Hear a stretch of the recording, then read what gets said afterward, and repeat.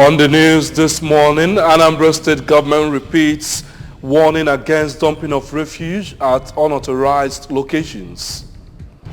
Nigeria Policy Institute extols Governor Soludo for initiating responsive governance. Federal government reassures of long-shelf doses of COVID-19 vaccines in Nigeria. United Nations warns against damage to Zaporizhzhia nuclear power station in Ukraine. Hello, beautiful morning to you and welcome to Breakfast News. I am David Opokwasale. Before the news in detail, Governor Chukwuma Soludo has come for a total turnaround maintenance of the Anambra State economy and promotion of core Igbo values. Let's give him our maximum support for the task ahead. The Anambra State Executive Council has warned that government will arrest and prosecute people who are selling parts of Mamu Forest Reserve and made clear that Mamu Forest Reserve is not for sale, and any property developer or member of the public who allows himself or herself to be lured into purchasing parcels of the land in the reserve will have him or herself to blame. We bring you the details. According to the press release by the Commissioner for Information, Sir Paul Nwosu, Anambra State Executive Council frowned at the frequent cases of youth incursions into the lands of people who have appropriate government title, stressing that it is illegal and can no longer be tolerated, and directed relevant law enforcement agencies to immediately arrest such errant youths and prosecute them according to the law. Noting that Section 6, subsection 1 of the Prohibition of Fraudulent Practices on Land and Property Law of 2012 prohibits illegal collection of fees on lands as follows, where it stated that any person who demands or collects any fee not approved by law from any person who is developing or improving on an already existing property in the state shall be guilty of an offense and liable to imprisonment for 5 years or to a fine of 500,000 naira or both. The council expressed satisfaction that effort to rid the state roads and streets, corners of refuse is being to yield some results, and urged households and the general public to desist from discriminating refuse disposal, and disclose that Anambra State Waste Management Agency (ASWAMA) is gradually transiting to door-to-door refuse collection, and anybody found disposing refuse at unauthorized location will be promptly sanctioned. The release added that to further improve the quality of health care delivery in the state, government through the Ministry of Health has placed a vacancy advert 2 months ago for medical consultants and officers, pharmacists, nurses, radiographers, medical laboratories, scientists and technicians, and the ANSEC has directed the Commissioner for Health to interview the 4,400 applicants who applied for the jobs so that they could be immediately employed and deployed to state health care facilities. Anambra State Ministry of Health has commenced the inspection of general hospitals across the state. The purpose of the inspection is to monitor the activities of the hospitals and to ensure that they are well positioned to provide the necessary services. Correspondent Onyinye Agobeze has the details.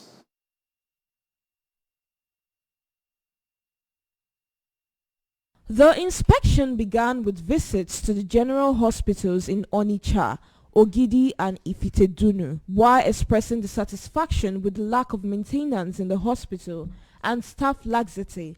The leader of the task force, Mrs. Obiageli Uchebu, and the Ministry of Health's Head of Administration, Mr. Okechukwu Obi, stated that the inspection is to ensure that government revives the state's health sector and to sanction any facility performing below expectation. This team was set up to make sure that the hospitals get functional again. We come to the hospital, look at the staff strength, look at what they have on ground, who come to work, who are not on duty, and then how generally they function. So the essence is to make sure that people start coming to work, because the people will have confidence in the hospital when they come and see staff on ground. So that's basically why we are here, to be sure that our hospitals get functional again. Some hospitals are better than others.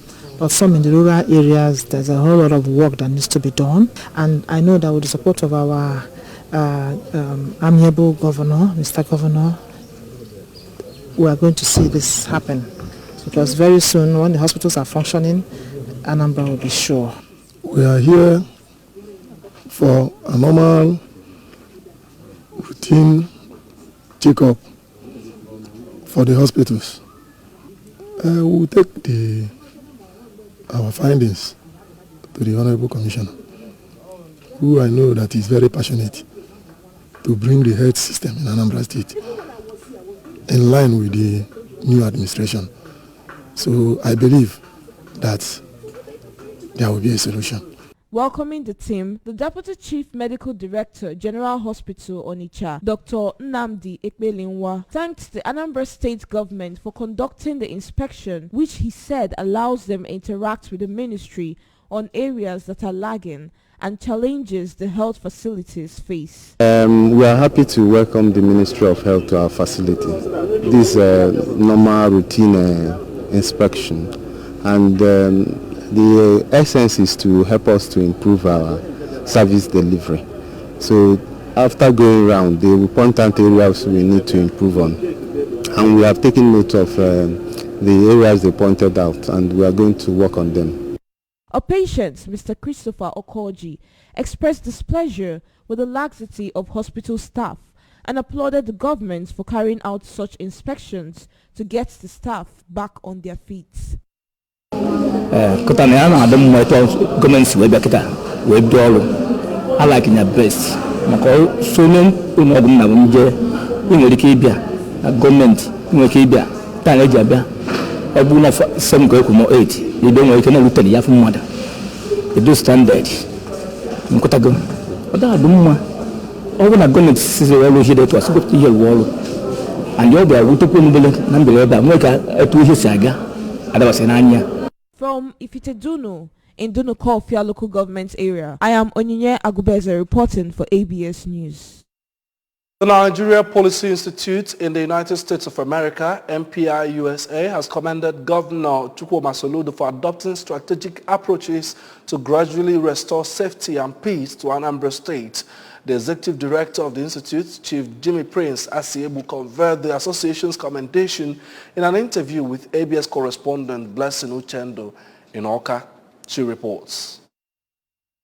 The Nigerian Policy Institute, USA, NPI USA, is a good governance research body that formulates and implements sound government policies and is resident in Harbor City, California. Speaking to ABS, Chief Asiebu, who is also the founder of Anambra State Association USA, ASA USA, and chairman, Board of Directors, Igbo Cultural Association of California, said Governor Soludo showed resilience and determination in dealing head-on with those terrorizing the state, dislodging and rooting them out from their hideouts. He also praised Governor Soludo's distinctive efforts in commencing fulfillment of his campaign promises, especially on cleanup of Oboko, road construction, urban renewals of Onitsha, Nnewi, Awka and Ekulobia, as well as other policies that his government is pursuing to better the laws of the state.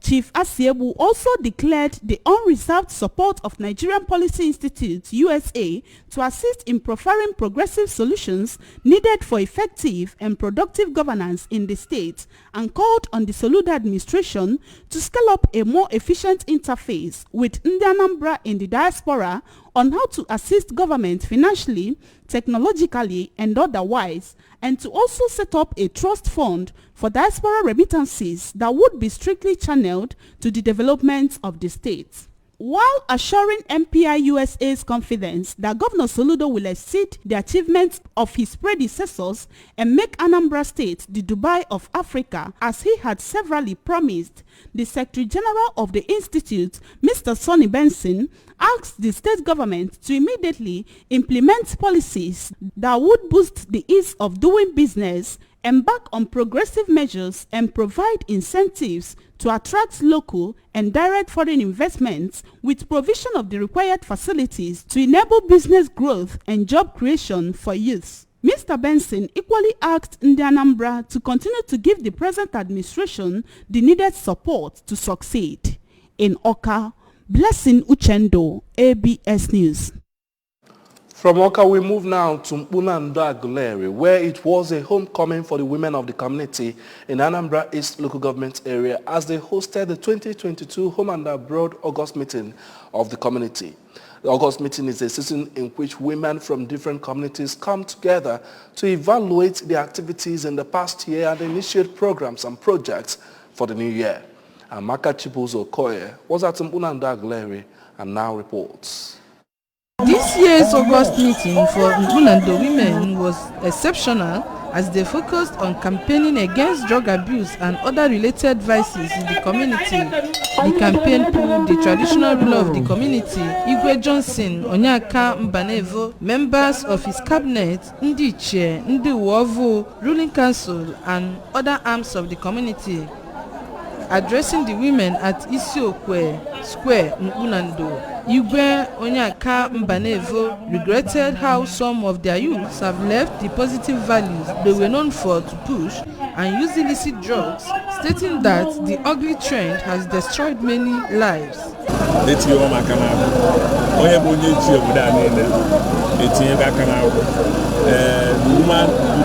woman leader, the PG, and the president, and they drug at the book. I have to drug, but they are going to see the consequences of women and all other illicit drugs.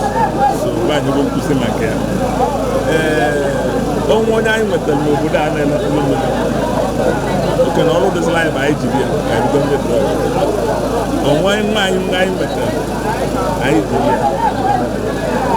Makana. Who run on wrong or you are monopoly? Even to any equal Kayaka with the show. All when you let on the do, I advise you can. The member representing Anambra East and West in the House of Representatives and indigene of the community, Chief Chinedu Obidigwe, who spoke through Barrister Ifani Ilakasia, commended the women for their efforts in developing the community, reminding them of their important roles in child upbringing. In a paper presentation by the Assistant Area Commander, National Drug Law Enforcement Agency, Mrs. Stella Egwatu, exposed the women to the inherent dangers and consequences of drug abuse and how it destroys the youth, more especially crystal methamphetamine, locally known as Nkulu Mmili. Also in her presentation on importance of education in the 21st century, Dame Teresa Okoye encouraged women to ensure they train their words to become meaningful human beings and also called for an end to early marriage of the girl child. In their separate speeches, the cabinet chairman, Chief Raphael Edezogo, who was honored as one of the patrons of the women and the President General of the community, Mr. Chimezie Jemi, said anyone caught will face the consequences. While thanking God for the successful median August meeting of Mpuna Ndo women, the President General of the Women Wing, Mrs. Ngozi Anawunde, appreciated the women for coming together in unity to champion the cause of peace, education and progress, especially to bring to an end the issue of drug abuse and other activities that can mar the lives of their youth.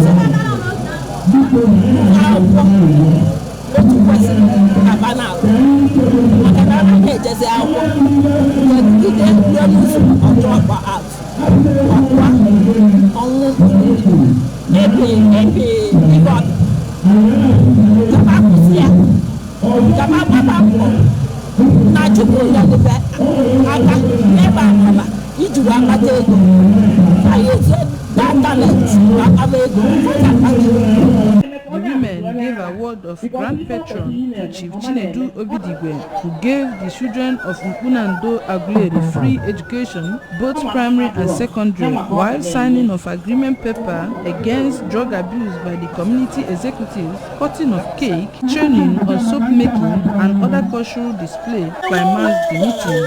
From Isiokwe Square, Mpuna Ndo, Anambra East Council area, Amaka Chibuzo Okoye, ABS News.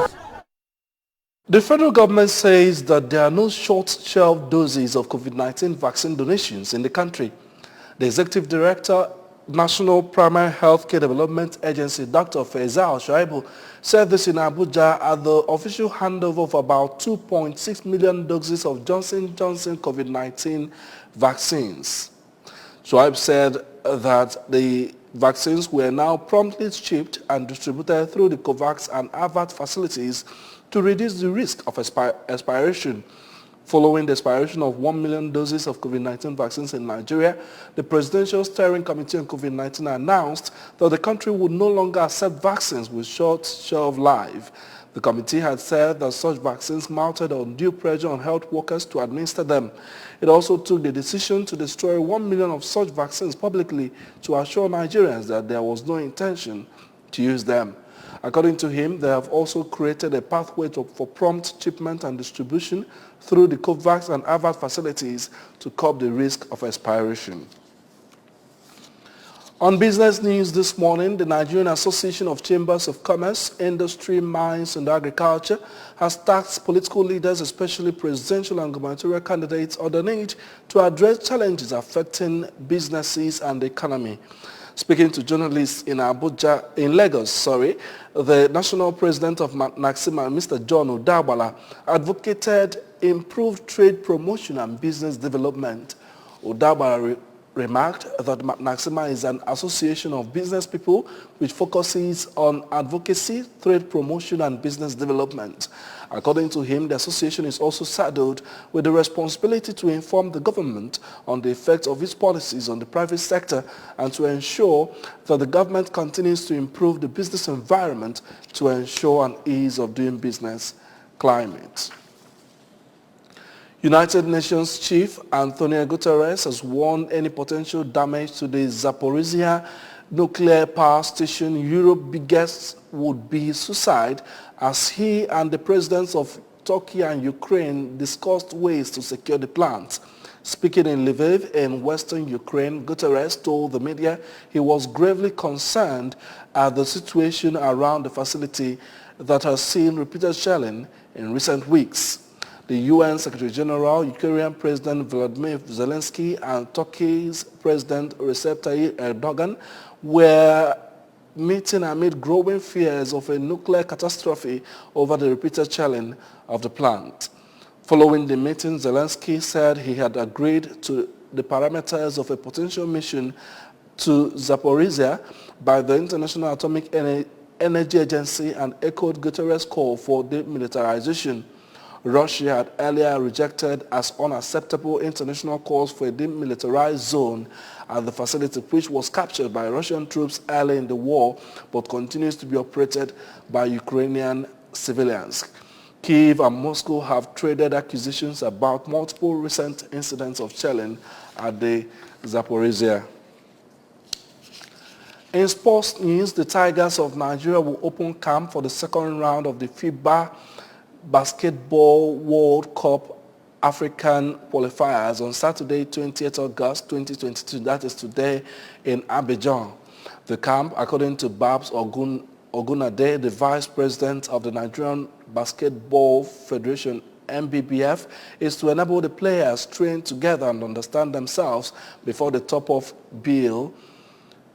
Head coach of the Tigers, Mike Brown, said knowing the task ahead in its quest to qualify for the World Cup, the team needs to get more training under their belt before they first host Cote d'Ivoire on Friday 26 at the 3,500 capacity Palais des Sports. He is optimistic that early preparation will make a difference when his players step on court for their first game. Currently fourth on the table, the Tigers will play its opener against host Cote d'Ivoire on Friday 26 before facing Guinea a day after. On Sunday 28 August, the team will square up against Angola. The 2023 World Cup takes place from 25th August to 10th September in Japan, Indonesia, and the Philippines. And that's the news this morning. Thanks for joining us. Remember, you can follow news and programs on ABS from any part of the world by liking our Facebook page at ABS Radio Television. Subscribe to our YouTube at youtube.com/ABS Television Oka. You can follow us on Instagram at ABS Radio TV or log on to our website at www.absradiotv.com. Before we go, here are the main points again. We told you that the Anambra State government has repeated warning against dumping of refuse at unauthorized locations. Nigeria Policy Institute has extolled Governor Soludo for initiating responsive governance. We also told you that the federal government has reassured of long-shelf doses of COVID-19 vaccines in Nigeria. Also, the United Nations has warned against damage to Zaporizhzhia nuclear power station in Ukraine.